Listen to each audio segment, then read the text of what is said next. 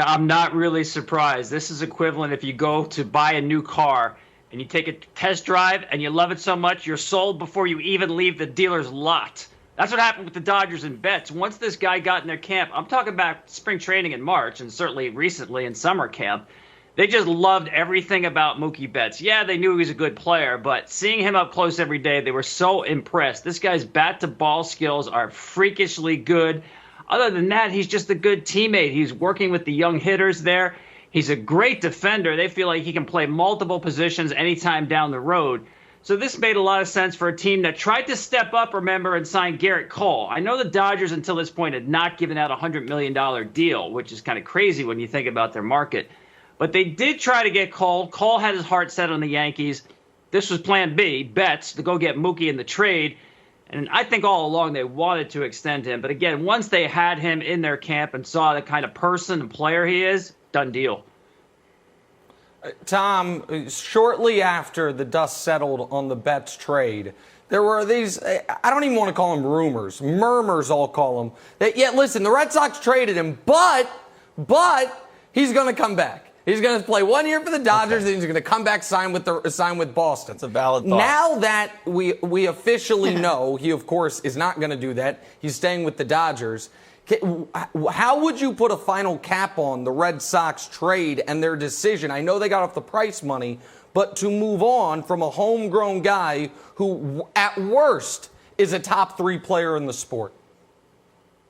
Yeah, I mean, listen, in the face of it, I mean, you think Mookie Betts in Boston, drafted in the 5th round, by the way, that should have been a career-long player in Boston, right? Retire the number, the whole 9 yards. But I think once they tried to extend him about a year and a half ago, they just didn't get a good vibe that it was going to happen. And more importantly than that, in the last year or so, they were up against the CBT, the competitive balance tax. This was a way to reset the tax rate by getting rid of both Price and Mookie. Yeah, it's a business decision. They had a lot of money coming down the road, but I think in a perfect world, sure, they wanted to keep Mookie Betts, but I think they realized probably a year and a half ago the long-term marriage just wasn't going to happen. You know, Tom, it's unfortunate that I can't go to Fenway because I was going to bring a sign that said, we reset the tax rate and show that up. So that's what I'm really rooting for. We reset the tax rate, everybody. Look, I think this is I'm happy for Mookie Betts. It is a nightmare for Red Sox fans to have like the best homegrown player since Carl Yastrzemski leave. I'm not necessarily frustrated. I'm more angry. Is there any optimism that you can give me? Like, hey, the Red Sox did the right move. I just give me some optimism besides the tax rate of what the Red Sox have coming to sort of dry my tears here. Yeah, no, I mean, listen, if you're an accountant or you like projecting forward 5 years from now, you'll say it was the right move logically. But no, as a fan, I mean, again, the Mookie's the kind of player. I think he's one of the top 5 players in baseball. He represents any franchise really well. So, you know, it's a tough blow for the Red Sox fans, especially now that he's in L.A. for essentially the next 13 years. That team, folks, is loaded. I'm not talking about just this year. First of all, that offense this year, I think, could be the most devastating offensive team since the 99 Indians. Remember, there's the DH now in the National League. Yeah. So you got Mookie, you got the DH, this incredibly deep roster. So the Red Sox fans are going to have to watch Mookie in the postseason a lot in the future, not just this year. That's right. I'm happy for All right, that. Tom, so if Mookie Betts' deal, sorry, I don't know if that was the answer you were looking for there, Wilds, but just deal with it. The Red Sox lost Mookie Betts. That's how it's going to be for the foreseeable future. So if Betts' deal is sort of setting the standard, I got to ask you about my Yankees and Aaron Judge. He's next in line to get paid here. What does that mean now for what happens coming down the line for Aaron Judge? Yeah, he's 3 years away, so there's not a lot of urgency. I would say the next big name coming up is Francisco Lindor. He's a year away. He's basically in the position Mookie was in last year, where a trade probably looks inevitable to see if there's a trade and sign or wait till free agency. But Judge is an interesting case because he's a little bit older as a college player in the major leagues now. You know the injury history. I set all those things aside.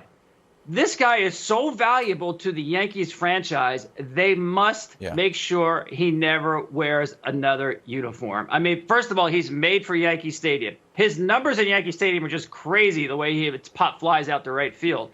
But more than that, I mean, people go to the ballpark to see Aaron Judge. Maybe not this year, of course, but I think he's the kind of Yankee that fits in with all the rest of them, the Derek Jeters of the world, who play their entire career in pinstripes. He's the most popular player probably in baseball when you look at jerseys that are sold.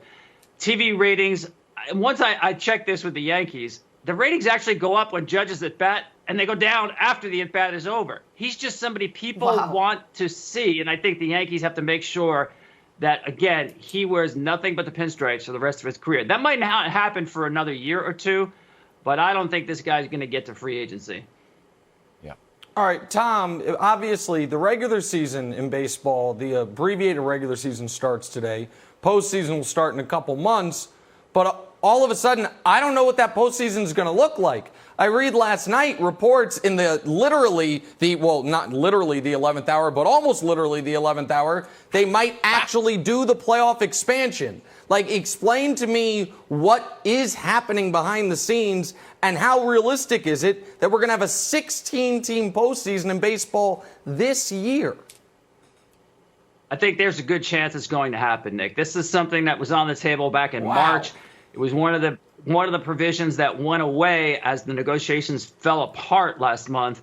But I think it's something that makes sense for the players. Think about it. There's 156 more players that would get into the postseason this year if the playoffs are expanded from 10 teams to 16 teams.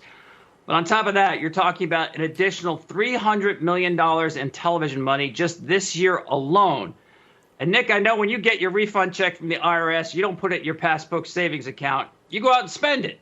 That's what happens when owners get more TV money. They spend it. So this will help inform the free agent market this year and years ahead. So I think this is going to happen. Now, they have to get it done before the first game, which is tonight, as you mentioned, in Washington.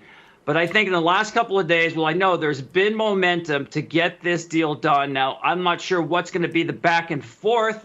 People just don't give up negotiating chips. But I think it's something that clearly makes sense for both sides, and that's why I think it's going to happen. Hey, Tom, I haven't had nighttime plans since quarantine started. But tonight we get some baseball back. I'm super excited. My Yankees are playing the Nationals. I've been reading about Garrett Cole. He's been excited. He didn't know when baseball was going to start. He's been practicing as if it was always going to be tomorrow. He's got some excited jitters. Talk to me a little bit about what your expectations are for the Yankees. It's a shortened season, which doesn't always bode well. They don't have the luxury of getting off to a slow start. But where do you see the Yankees falling this year?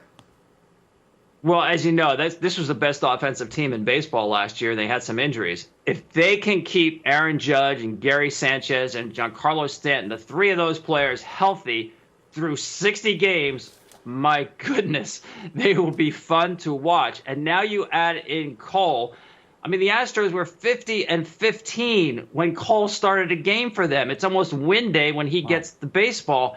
But more than that, this guy is super competitive. Typically, a guy, free agent, gets to New York, there's a tremendous amount of pressure to produce. I'm talking about right off the bat. There's a level of accountability for big-time free agents who come to New York that's not there anywhere else. That's not going to bother this guy, maybe partly because there's nobody in the stands. But I think because he wanted to be a Yankee, don't lose sight of the fact he rooted for the Yankees growing up. They drafted him. He didn't sign. He stayed in college. This is where he wants to be, in this spot for the New York Yankees. So you're in for a real treat if you're a Yankee fan every fifth day watching this guy pitch. I think he's going to set some strikeout records for the Yankees. We know they have power, but now they've got power on the mound as well. I want to ask you about the Nationals, but just quickly, free idea for Commissioner Rob Manfred. August 13th on Fox is the Field of Dreams games. This is the Field of Dreams game. Hey, Toronto, let Toronto play at the Field of Dreams for a few weeks while they get that stadium in Buffalo set up. Hey, the people of Iowa would love it. It's a win-win for everyone. I'm not sure logistically if that can work at all. I just think it's a good idea. All right, Nationals. They can't get off to a slow start like they did last year, Tom, obviously. But they are, if there is such a thing as a hot team, you would think it's the Nationals. I don't know if anyone can be a hot team in these circumstances. The defending champs. It's been a while since we've had a repeat champion. What are their chances, in your opinion? It's been 19 years, the longest time in the World Series era without a repeat champion. A lot of that is due to the expanded playoffs in recent years. It's a grind, man, especially on your pitchers to pitch that seventh month under high pressure, duress every pitch. But here's the key for the Nationals. they have kind of a recovery period built in here because of the shutdown, right? So all the wear and tear on Strasburg and Scherzer and Corbin, that's not an issue this year. I will say the one danger here is the schedule. I think the teams in the East have the toughest schedule in baseball. And the Nationals have a bear of a schedule. But if they get in, they have rested starting pitchers. They can do exactly what they did last year. Last year, they were 10-0 when Scherzer and Strasburg started a game. And Corbin wasn't too bad coming out of the bullpen as well. So that formula plays any year, but especially now that these guys are rested again. Getting in, to me, is the key. But if they get in, oh, yeah, they can repeat. Download the all-new Fox Sports app now. Thanks for watching. Subscribe here to get the latest from the show. Also, be sure to check out more of the best clips from First Things First, or go watch a few segments from our other shows on FS1.